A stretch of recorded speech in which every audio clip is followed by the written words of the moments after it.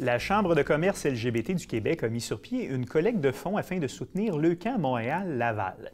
Et pour nous parler de cette initiative, nous recevons le président de la Chambre de commerce LGBT, M. Steve Foster. M. Foster, bonjour. Bonjour. Bienvenue au bulletin. Merci. Avant qu'on parle de votre campagne, de votre collecte de fonds que vous avez mis sur pied pour Leucan, j'aimerais ça qu'on puisse connaître un peu plus la Chambre de commerce LGBT du Québec. Ça a été fondé en quelle année? En fait, ça a été fondé en 1997 à l'initiative de quelques gens d'affaires qui, à l'époque, travaillaient principalement dans le village gay de Montréal. Et il y avait un besoin pour la communauté d'affaires LGBT de se retrouver et de pouvoir faire des affaires entre eux, de se rassembler, de pouvoir échanger. Et donc, depuis 1997 jusqu'à aujourd'hui, ça a toujours été le mandat de la Chambre de rassembler la communauté d'affaires LGBT pour justement pour pouvoir faire des affaires, mais aussi pouvoir témoigner de leur contribution au développement économique du Québec. Donc, voilà, parce que votre mandat, il est pan-québécois, ce n'est pas qu'à Montréal. Provincial, effectivement.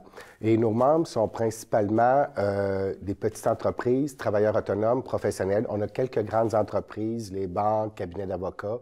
Et donc, ce qui constitue à peu près, là, bon an, mal an, entre 300 350 membres.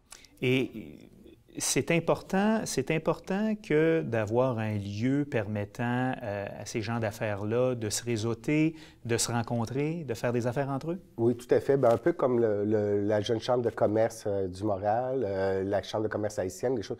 Les gens de communauté ont besoin souvent de se retrouver ensemble puis de pouvoir partager aussi des expériences d'affaires ou même personnelles. Donc, souvent, ça déborde du contexte professionnel, mais à la base, souvent, il y a, pour nombre d'employeurs, puis là, il faut comprendre l'historique aussi. On se rappelle que dans les années 90, 97, ça, la société a quand même évolué.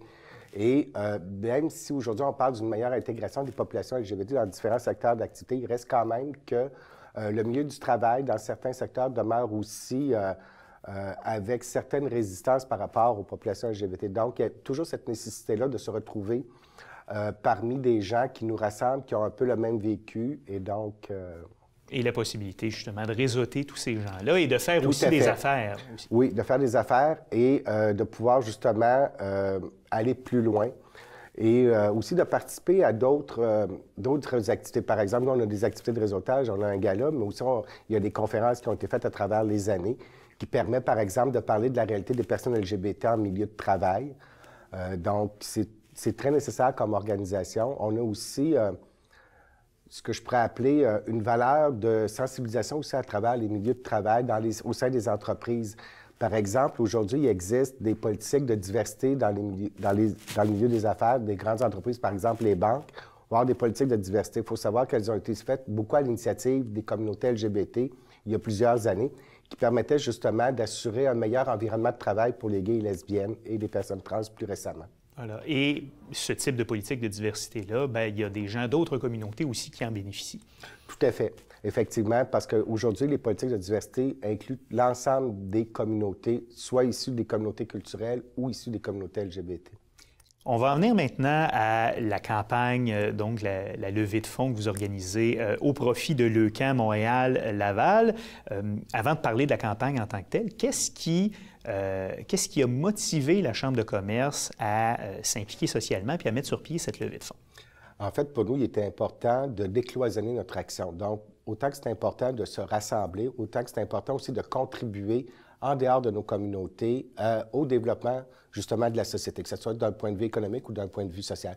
Donc, l'initiative qu'on a eue par rapport à Leucan précède de cette philosophie-là pour notre organisation. Et pourquoi Leucan? Pourquoi avoir choisi cet organisme? En fait, comme on le sait, au cours des 10 dernières années, il y a eu beaucoup de changements sociaux par rapport aux populations gays et lesbiennes particulièrement. Entre autres, en 2002, il y a eu l'adoption des lois modifiant les droits de filiation.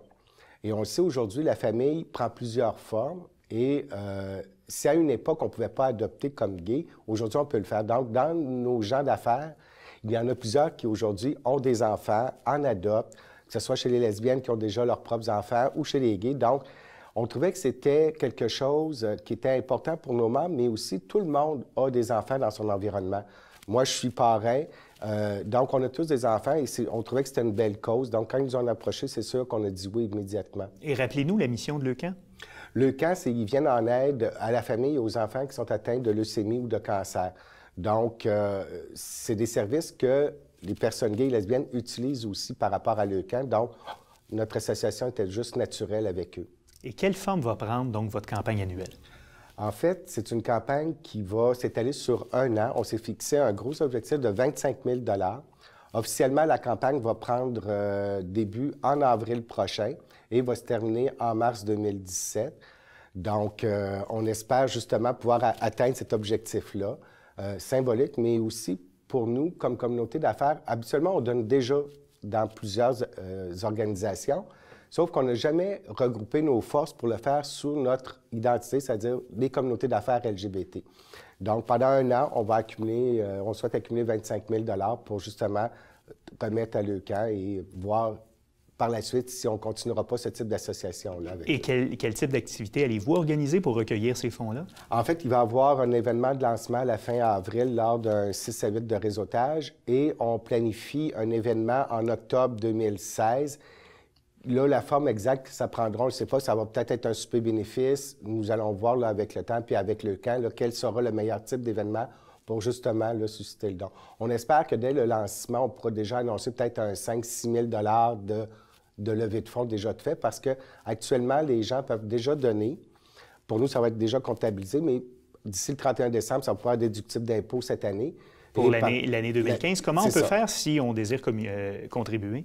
En fait, vous pouvez contacter la Chambre de commerce LGBT. Il y a des liens qui sont disponibles. Donc, tout simplement écrire à info@cclgbtq.ca et on pourra transmettre à ce moment-là les informations aux auditeurs. D'accord. L'adresse est d'ailleurs affichée au bas de l'écran. Donc, M. Steve Foster de la Chambre de commerce LGBT du Québec, merci d'avoir été là et bon succès dans votre levée de fonds. Merci à vous. Bonne fin de journée.